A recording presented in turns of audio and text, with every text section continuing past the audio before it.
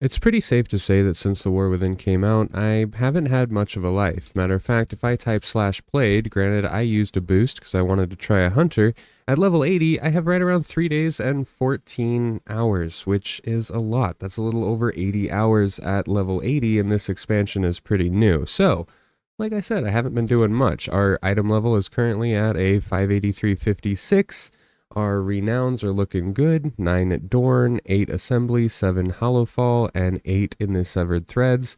I farmed out the Seasbarg mount, Seasbarg? One of those two, and the Cinderbee mount as well. We also completed the campaign, at least 4 of 5, until September 3rd, and we can get the 5th and final chapter of the campaign. But what exactly do you do when you hit level 80? Because let's face it, it kind of seems like you hit a wall in pre-season. A lot of things aren't open.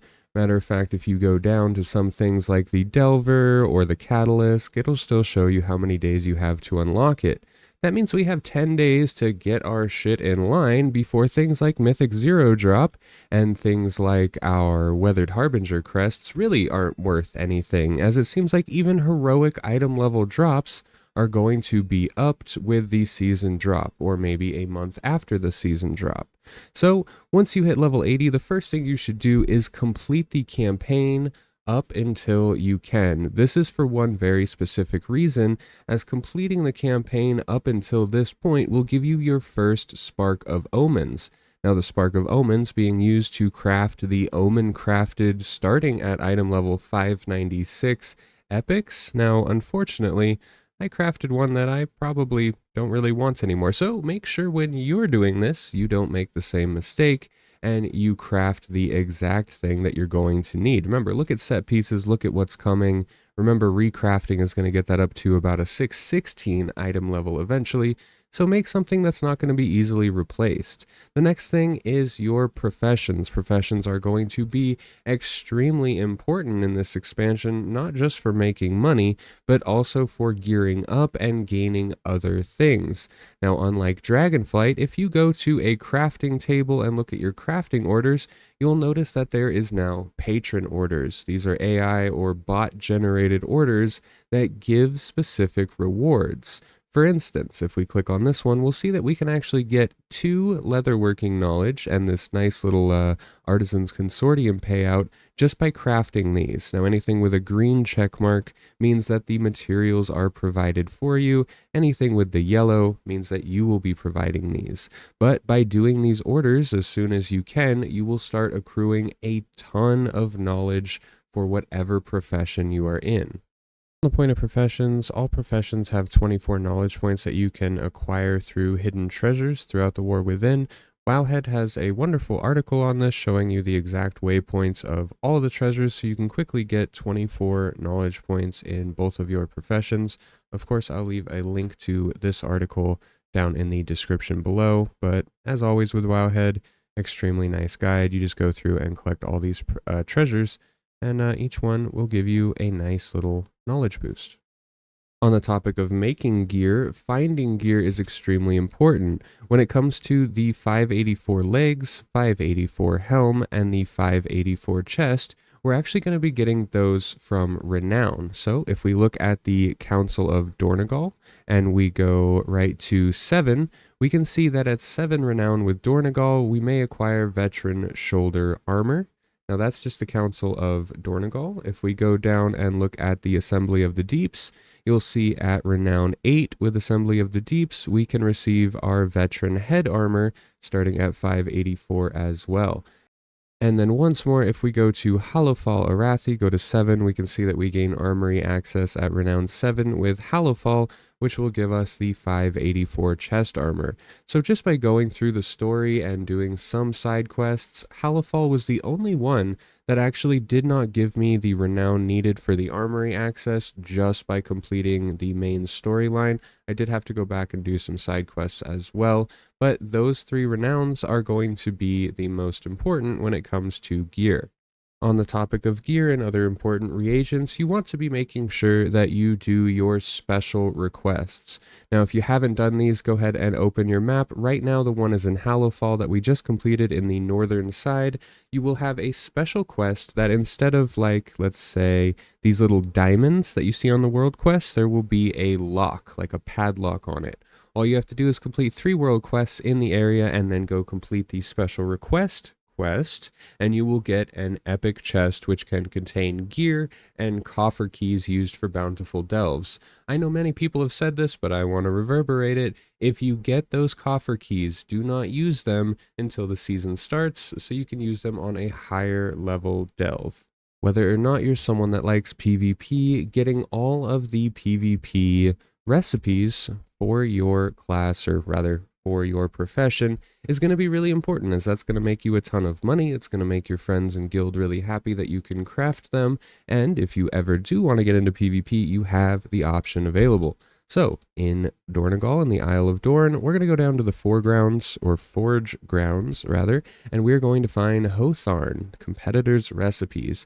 Now, in here, for 7,500 honor, you can get all of these recipes. As you can see, just for leatherworking, we start here, and end all the way down here. So there is a ton of recipes here, each costing 75 honor. Now, if you don't want to get the recipes, you can go over to the right to the honor quartermaster, and for about 875 to 1750, you can start acquiring all of your gear. And actually, this is my first time looking here. The trinkets are only 500 honor. That's pretty crazy.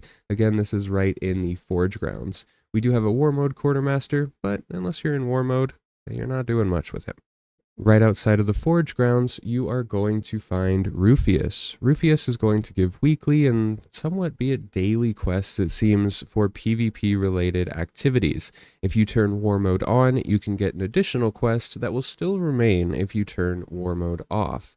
Now, it's yet to be seen if the items he asks you to gather are still there during war mode, but it's pretty cool to know, or rather war mode off, but it's pretty cool to know there is an extra quest just by turning war mode on and then turning it back off. Also, if you're going into random epic battlegrounds, each new one you enter will have a quest that grants 1,000 honor for winning. That's 1,000 honor straight away. You can start acquiring gear or recipes fairly quickly. Something that's very easily missed when a lot of people hit 80 is unlocking the shortcuts. Did you know in the Isle of Dorn, on the far right side here, there's actually an elevator directly to the Ringing Deeps. Same on the bottom left of the map, there is yet another elevator to the Ringing Deeps. There's a good chance that you've unlocked this one and seen it, as the quest to unlock it is extremely short, located right under it, but this top right one you may not have unlocked yet. This elevator can only be unlocked through the Ringing Deeps, not through the Isle of Dorn. If you go right here on the map, let me scroll out. Scroll in. If you go right here, now there won't be a quest showing on your map as a whole. As you can see, some of these quests are showing up. It won't show up as a quest on your map until you fly or run directly to it. But once you do, you click the lever, it'll ask you to grab 3 pieces of loot from nearby little oozes, turn it in. It takes literally about a minute, minute and a half, and you'll now have the shortcut portal to the very center of the Ringing Deeps from the top right Isle of Dorn. Once Mythics and, of course, Nerubar Palace Raid is released, nobody is going to want to farm for mounts and stuff. They are going to be going hard, raiding, mythic grinding, chasing PvP raiding, and that's why doing things like farming incredibly grindy mounts right now is a bonus. It turns out this location on the Isle of Dorn is where you can get 3 of those mounts. If you want a full guide on Searsbarg or the Cinderbrew Meadery, I'll leave those at the end of this video. But those bees right there will drop the Cinderbee pollen. 900 of those will actually get you the Soaring Meaderbee mount. It looks like this guy right here. Okay, so 900 of the Cinderbee pollen from those bees.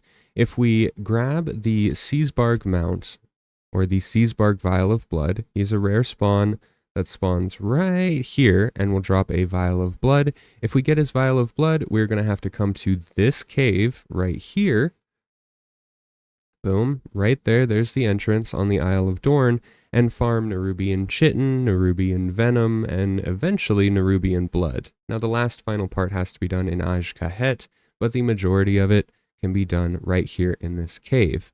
While we are farming these, they have the chance to drop crackling shards. You can see I have 6 of these, but once I get 10 of them, I can also get the Alunira mount, which means this spot on the Isle of Dorn gives access to 3 of the rarest mounts in this expansion.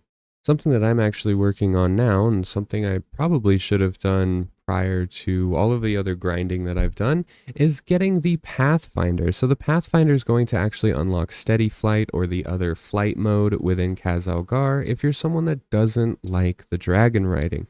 Literally, all you have to do is explore every single area.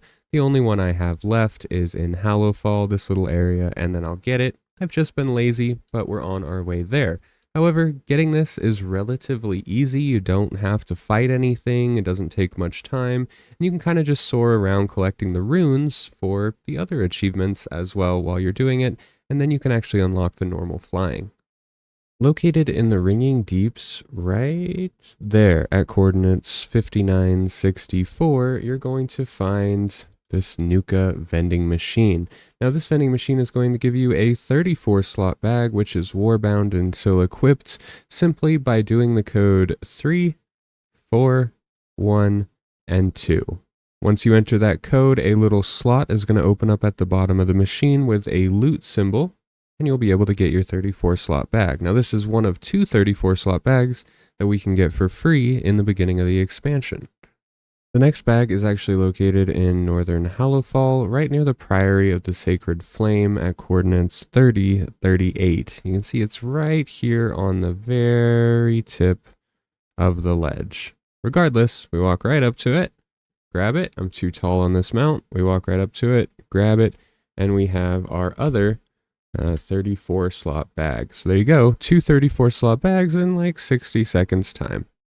Now right now in the preseason, farming heroics is a means to an end. As I said earlier in this video, it seems that in times to come, they will actually be upping the minimum item level you can get from these heroics, and once Mythic Zero launches, who's going to be doing heroics? If you've been around for any expansions at all, you know that once Mythic Zero's out, heroics are pretty much dead. Nobody's going to be doing them, and with the warband gear, nobody's really going to be doing them on their alts either, as we can easily just farm warband gear on our main for our alts, quickly get them to level 80 even after the nerf. It's fairly fast through dungeon grinding, and then they're fully geared and ready to go into mythics.